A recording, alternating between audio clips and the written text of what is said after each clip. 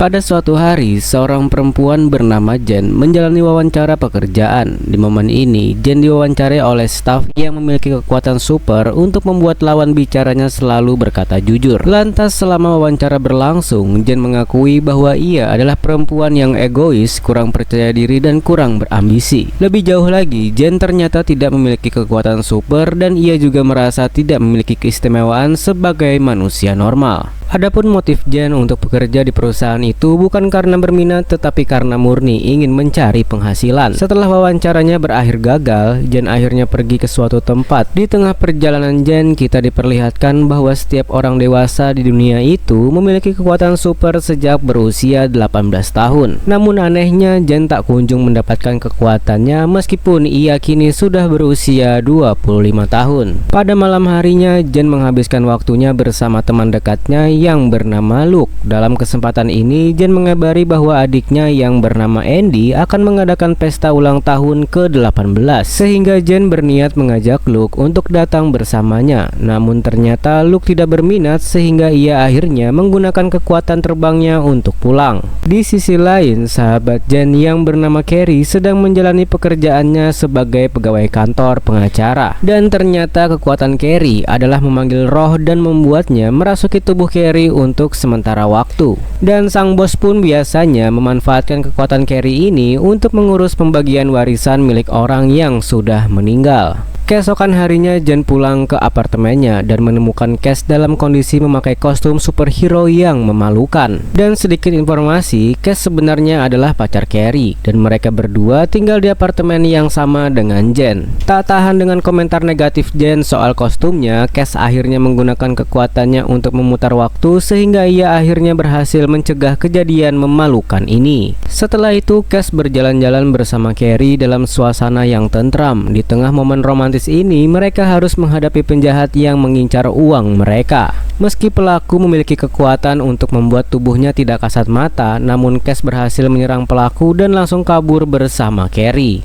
Di waktu bersamaan, Jen sedang menjalani kencan buta dengan seorang pria yang bernama Gordon. Sebagai perkenalan, Jen berterus terang bahwa ia tidak memiliki kekuatan, sedangkan Gordon memiliki kekuatan yang baginya memalukan, di mana ia bisa membuat orang merasa puncak kenikmatan seksual saat bersentuhan dengan tubuhnya. Karena kekuatannya itu, Gordon biasa mengenakan sarung tangan demi menghindari kejadian yang tidak diinginkan. Setelah itu, Jen akhirnya memulai kencan mesra dengan Gordon. Malu dengan kekuatannya, Gordon pun berusaha sebisa mungkin agar tidak sampai menyentuh Jen. Gordon akhirnya memutuskan untuk menyudahi kencan itu karena ia merasa hubungan dengan Jen tak akan bisa berhasil. Lantas saat berkumpul dengan Carrie dan Cass, Jen sepakat memberikan nama Potter untuk seekor kucing liar yang kini menjadi hewan peliharaannya. Waktu pun terus berlanjut sampai akhirnya Jen hadir di pesta ulang tahun adiknya, yaitu Andy.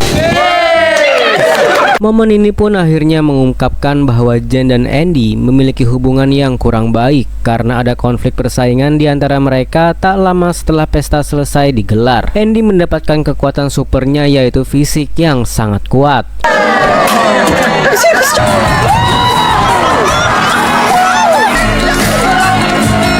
Sejak melihat Andy mendapatkan kekuatannya, Jen pun semakin minder dengan kondisinya sebagai manusia normal. Di tengah kegalauannya, Jen bisa kembali tersenyum setelah diajak terbang oleh Luke.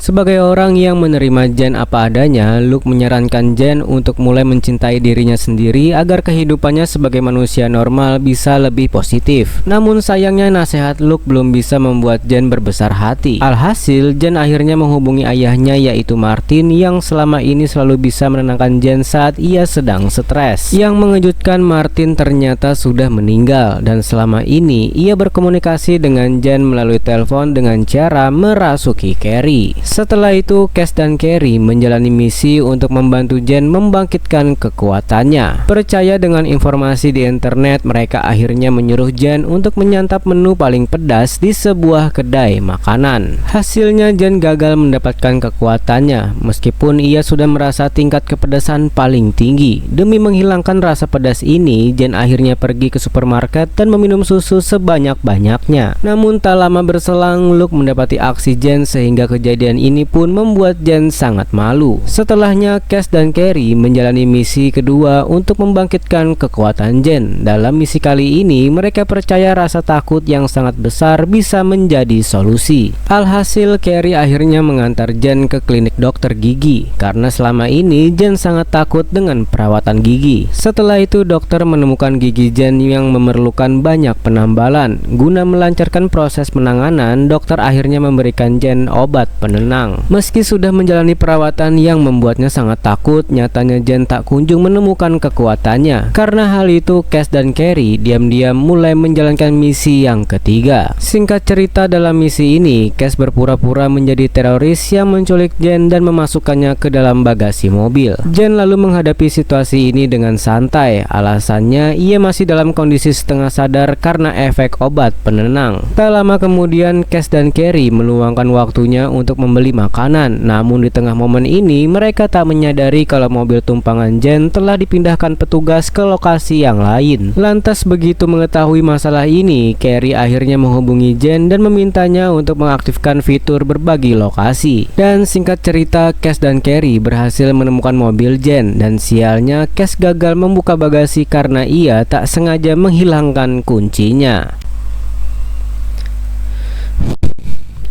Tak lama berselang, efek obat penenang akhirnya menghilang, sehingga Jen langsung ketakutan saat mendapati dirinya terjebak di dalam bagasi mobil. Cass lalu berusaha membuka paksa bagasi secepat mungkin demi keselamatan Jen. Karena aksi Cass berujung gagal, Carrie terpaksa menghubungi Andy karena kekuatan fisik supernya bisa menjadi solusi. Dan setibanya di lokasi, Andy menegaskan bahwa ia hanya akan mau membuka bagasi itu jika Jen mau membuat pernyataan memalukan sesuai keinginan Andy. Meskipun sangat kesal pada sikap Andy, Jen akhirnya rela mengesampingkan harga dirinya agar ia bisa cepat keluar dari situasi ini. Sejak insiden tadi, Jen mulai tidak memusingkan masalah kekuatan supernya lagi yang tak kunjung muncul. Lantas saat berada di apartemen, Jen menemukan fakta mengejutkan bahwa Potter, kucing peliharaannya, ternyata adalah seorang pria.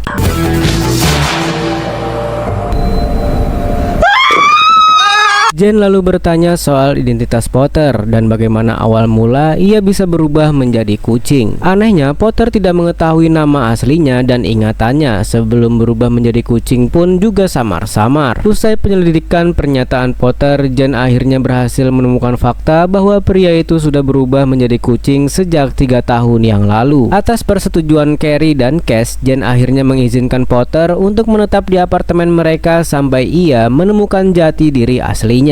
Waktu pun terus berlanjut sampai akhirnya Jen kembali melakukan pekerjaan lamanya sebagai karyawan toko kostum. Akibat tak bisa menangani komplain pelanggan dengan baik, Jen akhirnya ditegur oleh bosnya yang bernama Angie. Dan sedikit penjelasan, Angie sebenarnya sudah berusia 50 tahunan, namun karena efek kekuatan fisik, Angie menjadi seperti gadis remaja. Saat memberikan banyak masukan untuk Jen, Angie merasa Jen memiliki potensi besar sebagai karyawan. Untuk itu, Angie ingin Jen menggantikannya sebagai pengelola toko jika nanti Angie sudah tidak bisa lagi bekerja. Sementara itu, Carrie bertemu dengan seorang klien yang kita sebut saja dengan nama Travis. Ternyata Travis adalah pelaku industri musik dan kini ia sedang berusaha mencari keuntungan besar dengan membangkitkan Ross, seorang penyanyi country populer era tahun 80-an yang bernama Cole. Travis lalu memberitahu bahwa Cole telah meninggal dunia pada puluhan tahun silam sebelum ia sempat menyelesaikan album terakhirnya. Dan karena penggemar Cole di seluruh dunia masih antusias menunggu album terakhirnya, maka Travis berusaha membuat roh Cole menyelesaikan albumnya dengan cara merasuki tubuh Carrie. Singkat cerita, Carrie akhirnya bersedia membantu Travis berkat dorongan dari Jen. Dengan berpura-pura menjadi agen manajemen bakat Carrie, Jen bisa bernegosiasi dengan Travis terkait urusan gaji. Dari negosiasi itu, Travis berani memberikan 300.000 pounds untuk Carrie jika ia sukses membantu kliennya. Karena angka ini begitu besar dan bisa dibagi untuk berdua, Jen dan Carrie akhirnya menyatakan sepakat. Menjelang proses rekaman album, Carrie menemukan lirik lagu yang ditulis oleh Cole ternyata merendahkan kaum perempuan. Berkat dukungan Jen, Carrie akhirnya berani mengganti seluruh lirik lagu Cole agar tidak menimbulkan kontroversi. Setelah itu, roh Cole akhirnya memulai proses rekaman album terakhirnya dengan cara cara merasuki Carrie. Lalu saat bernyanyi, Colt ternyata bisa menyadari perubahan lirik lagu yang ia tulis, sehingga artinya Colt masih mengingat liriknya meskipun ia sudah mati selama puluhan tahun. Karena kesal dengan hal ini, Colt akhirnya menolak untuk menyelesaikan album terakhirnya sehingga Travis batal menggaji Carrie. Sementara itu, Cass mulai berjuang untuk mewujudkan impiannya menjadi superhero dengan ditemani oleh Potter. Cass mengadakan seleksi sederhana untuk membentuk kelompok superhero pimpinannya yang bernama Vigilante.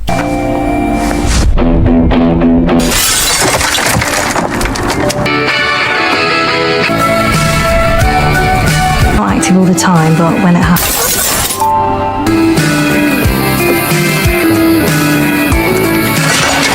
Singkat cerita, Cass berhasil menemukan 4 orang terpilih yang akan ia jadikan anggota Vigilante. Kekuatan 4 orang ini pun bervariasi, mulai dari kecepatan super, memanggil ikan laut, menembus tembok, sampai yang paling aneh, mencetak benda 3 dimensi melalui lubang pantat. Melalui diskusi dengan para anggotanya, Cass sepakat menjadikan Vigilante kelompok pahlawan sukarela yang fokus melindungi kaum perempuan dari kejahatan di kota mereka. Beberapa hari kemudian, Cass akhirnya memulai operasi Vigilante. Dalam perjalanannya, Vigilante menemukan seorang perempuan yang berjalan sendirian di sebuah area sepi. Sesuai misi utama mereka, Vigilante langsung bereaksi untuk melindungi perempuan itu. Namun ujungnya, Vigilante malah tak sengaja membuat perempuan itu kaget dan mengalami insiden yang mengotori bajunya. Setelah itu, Cass bersama tim superhero pimpinannya mendatangi sebuah rumah yang dicurigai menjadi tempat persembunyian penjahat.